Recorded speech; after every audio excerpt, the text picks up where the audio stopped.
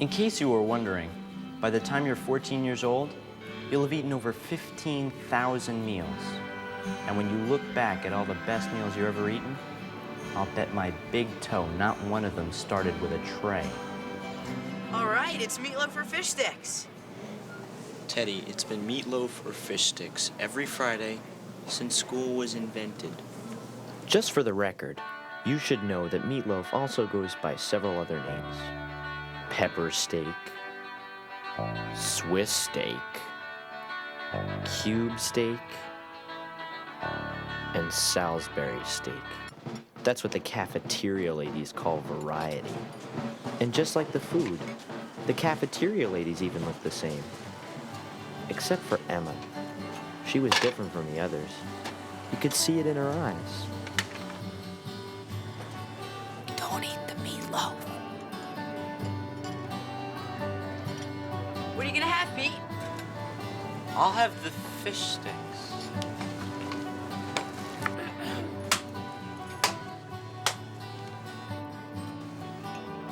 I had no idea what that was all about, Meatloaf, please. but I sure knew one thing. Gelatin was for dessert. Whenever they serve gelatin, I get so disappointed. It's like they're saying, we just didn't want to make the effort. All right, my favorite flavors, green and red. Once Teddy and I had our trays loaded up with tray load, we headed for our usual table with our usual friends. But as I would soon learn, there would be nothing usual about this lunch, because what began with Emma and the meatloaf would soon escalate into a war that threatened the life, liberty, and the pursuit of happiness of yours truly.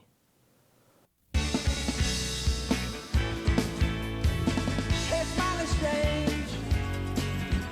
You looking at the lazy rain. I can't say the shin bed. Or have you picked your target yet? Listen, dear. Don't your dog bite? Listen, dear.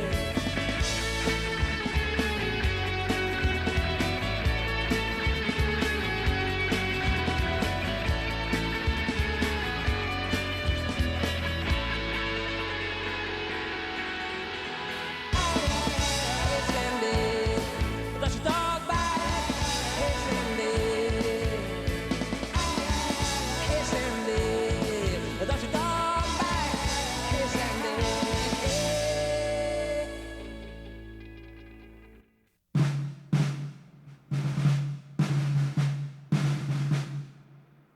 I once heard that when one identical twin knows that something bad is about to happen, the other twin knows it too.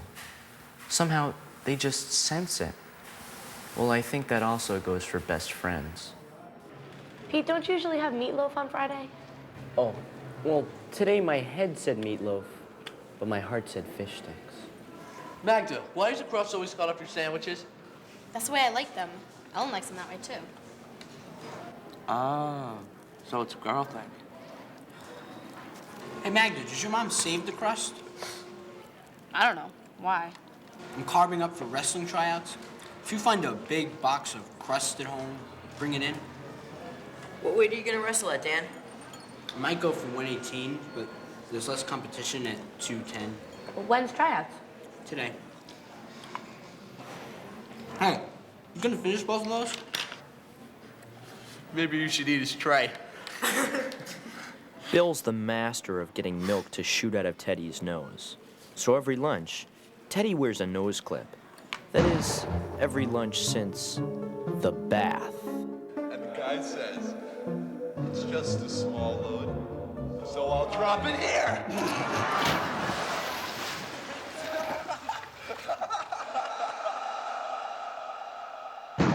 Bill says his new goal is to make milk come out of Teddy's ears. Oh, Daddy, help, help! I wouldn't be surprised if he does it. I don't think that's funny. Thousands of people lose an eye like that every year. Swap time means swap time! Who's ready to deal? Every lunch, without fail, Trader Tim pays a visit. And every lunch, without fail, Tim makes more deals than the stock market. One day, Tim started with a Fluffernutter sandwich, an apple, and a snickerdoodle, and he made trade after trade. And when he was finished, he had a fig bar and a 1909 Honus Wagner baseball card worth $67,000. Hey, Forsman, I'll trade you an apple scrumpy for your nose clip. No! All right, 2 scrumpies. No! Fine. Turn me down. I'm out of town. So do you guys want to go over some stuff for the test? Yeah. If you don't know it by now, you're not gonna know it. The next 2 words that came spilling out of my mouth might be the 2 scariest words a kid can ever utter. What test? Pete, we have a test in history next period, remember? No. It's on the Revolutionary War. The whole thing? And those words signaled not only the beginning of my battle, but also my brother Pete's battle across town at his school. Okay, class, ears to the front. As you know, my dodgeball team, the Kings, are vying for the intramural championship tomorrow. And today they'll be using your gym class to practice. Is this guy picking your scabs the way he's picking my scabs? So, gentlemen, if you'd all step aside, or better yet, go sit up in the stands, you may watch and learn. No way. Hey, put those balls down. I told you to sit up in the stands. Lick the parquet, Cornwallis. This is our gym class. Now, listen, you little upstarts. Do as I say, or there'll be trouble. Yeah, but we'll be dishing it out. Huh? You and what army?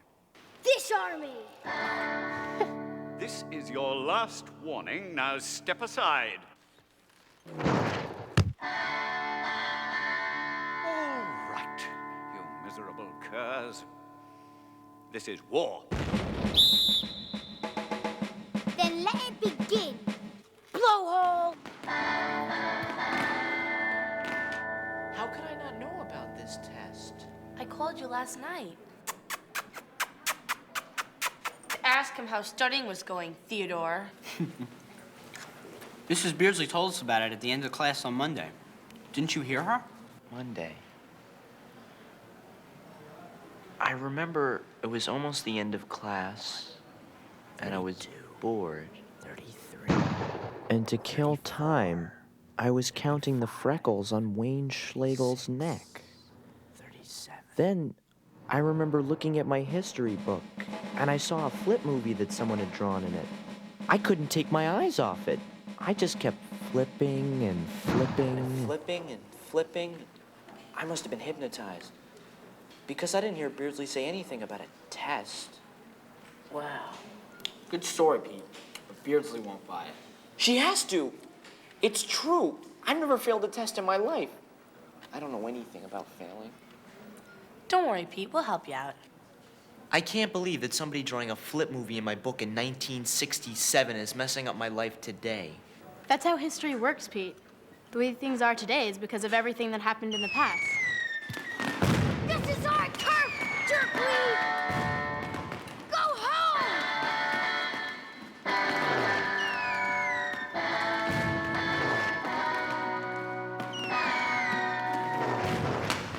We're bigger and better and stronger than these scalawags. We should be crushing them. What is the problem? We're trying, sir, but they keep moving. We've never seen this strategy before. Well, try harder.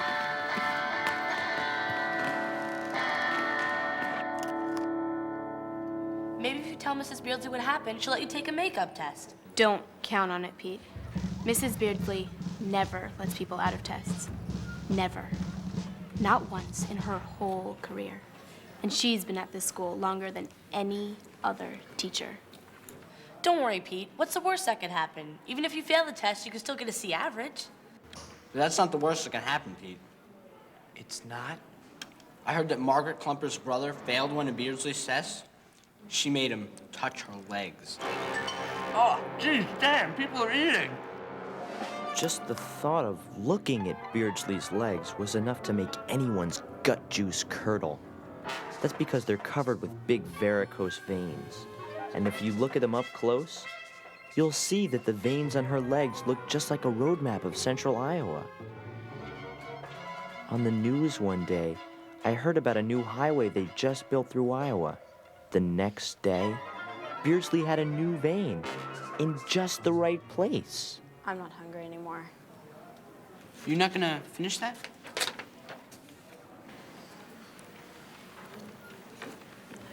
Pete, I know somebody right in this room who failed one of Miss Beardsley's tests. Who? Cecil Tucker. The janitor? Yup, when he was 14, he was an honor student. He was on the school paper, and he lost the election for class president just because it was a popularity contest. Just like you, Pete. But he never was quite the same after that test. They say the fire in his belly just went out. I can't fail this test. I gotta study. There's only 18 minutes to go. And with that, what became known as the lunch herd round the world officially began. Bunker Hill, Valley Forge, Fort Ticonderoga. Our forefathers fought these battles to free us from the rule of tyrants. But I guess that didn't include teachers, because in my own battle of Wellsville High, my whole life was riding on Mrs. Beardsley's test.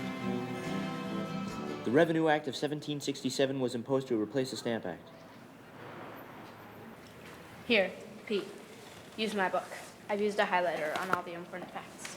Thanks, Magda. What's a highlighter?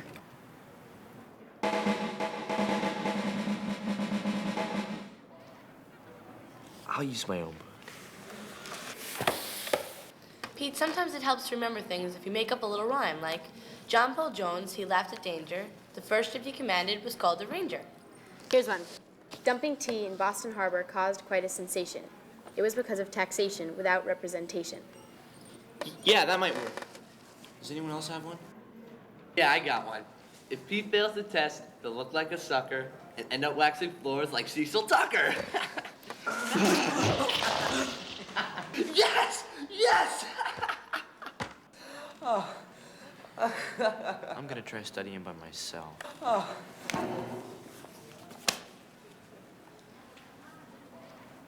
Sorry. If I was gonna get through this mess, I was gonna have to do it alone. Time was against me, and it was against Pete, too. His rebel army was fighting insurmountable odds. Common sense. Use your common sense and give up. No chance, Wingnut. All right, everybody. Answer if you dare. What if you could have $1 million a year for the rest of your life, but from now on, your eyes had to be on your butt? Would you do it? Ooh, good one. Do you guys have to play this stupid game every day? How would I put my contacts in? Teddy, what do you care? You could pay someone to. What am I doing? I can't concentrate. Pete, on a dare, I once ate 17 ice cream bars, and all that sugar threw my brain into hyper overdrive. If you did that, you could probably study a whole night's worth in 15 minutes. That sounds kind of dangerous, Pete. Very dangerous. Glucose poisoning can send you into a sugar shock coma. It can't be that dangerous. Okay, so maybe I was wrong.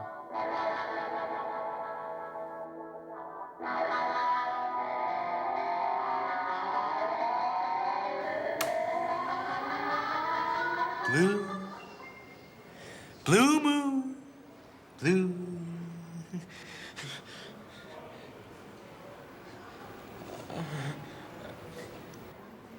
Israel Putnam said, "Don't fire until you see the bites on their thighs."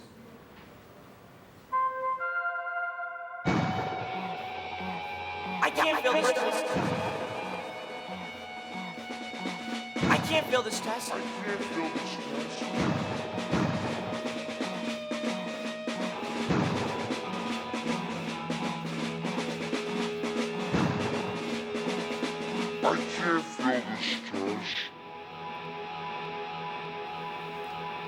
that's not a very good likeness. Who are you? Sergeant William Jasper, that's me in your book. Hey, you gonna finish those? No. Go right ahead. Fish in a stick. Is that one of Ben Franklin's ideas? I don't know. Is that gelatin?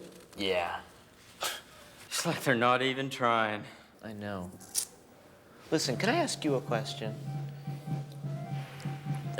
I have this test. Well, let me first ask you a question. If you could have an ox cart full of silver and enough silk clothing and three-cornered hats to last you a lifetime, but you had to clean the stables every day with your tongue, would you do it? I don't know. I was hoping you could tell me about the Revolutionary War. My test is on that. Let me ask you this. If you could free yourself from the forces that were oppressing you, but you had to have a rebellious disposition and fight with unrelenting fury, would you do it?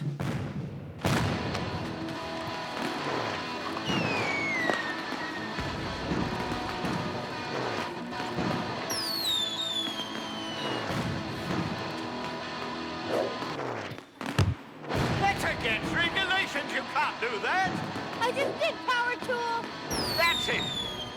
I'm not your teacher anymore. Prepare to fight, you belligerent mongrel. How can I fight? I have nothing to fight with.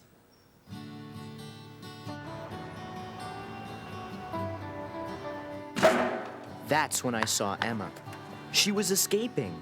She knew what she would become if she had stayed. And I knew what I'd become if I stayed. I'll meet you in Iowa. Iowa. They'd never find Emma there. And they'd never find me there. It was my only hope. If I took Route 61, I could pick up Emma in Dubuque. Then we'd hit Route 20 all the way to Marshalltown, and we'd be history. Forget fighting. I was fleeing. Sorry. Lost your way, Mr. Wrigley? Huh? You must be very confident to be cavorting around when we have a test in 11 minutes. Oh. Well, I'm sure I'll do all right. All right. I expect a student like you to do better than all right. There's nothing I dislike more than someone not living up to their potential. Oh, hello, Mr. Tucker. Well, I've got work to do. Then I'll leave you to do it. I'll be watching you, Mr.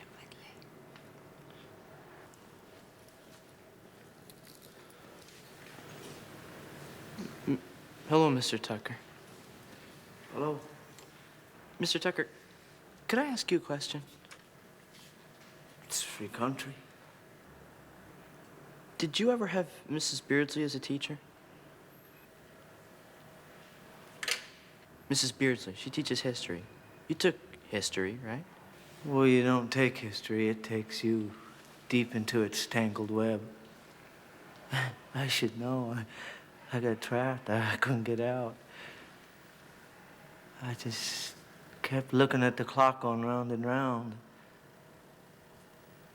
Tyranny of time. Thanks. All I got now is the shine. The shine?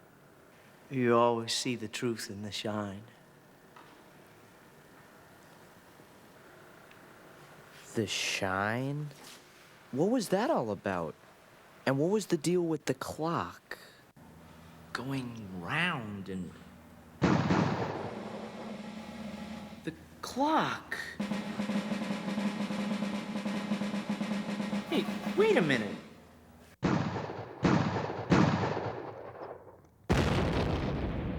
Oh no! It was his book. I had Cecil Tucker's book. He was in Mrs. Beardsley's class. And he must have been hypnotized by the same flip movie. That's how history works, Pete. The way things are today is because of everything that happened in the past. Magda was right. And if I didn't get out of this test, I was doomed to repeat history. Cecil's history. The tyranny of time. Tick tock goes the clock.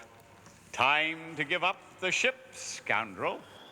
Don't do it, Pete! This is our gym class! The Kings had Pete surrounded. There was no way out. Don't ask for whom the bell tolls, it tolls for you, Wrigley. What is your decision? And what was mine? Unless I did something drastic, history was going to repeat itself. Only this time, I'd be the victim. Pete, what are you doing? I can't fail this test, Ellen. It's like Patrick Henry said, if this be treason, make the most of it. I don't think that's what he had in mind.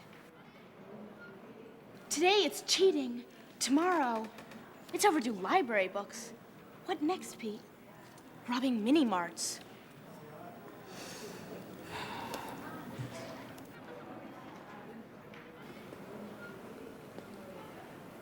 I need a drink.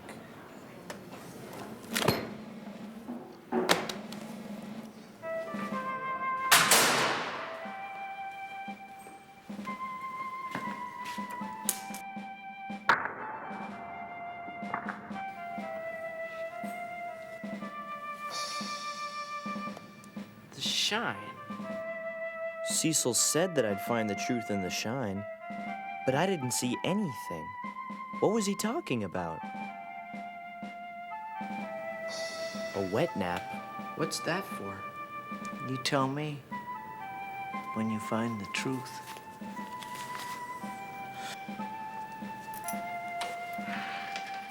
That's when it all became clear to me. As I stared into the shine, the truth stared back. And the truth was that Pete Wrigley was no quitter. Your last words, scoundrel. Speak them now. You must surrender or die.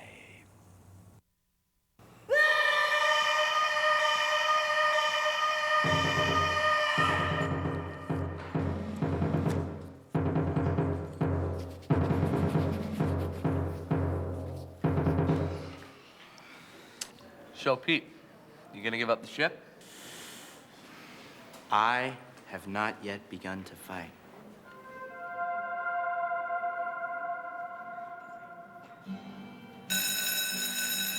So that's how I made the Wellsville High School history books, as the 965th kid to receive a C+ from Mrs. Beardsley. And in the end, maybe I didn't know all of the names, dates, and milestones of the Revolutionary War, but like Pete, I knew something just as important, that whether you're fighting for freedom or just a grade, you must fight with honor and courage.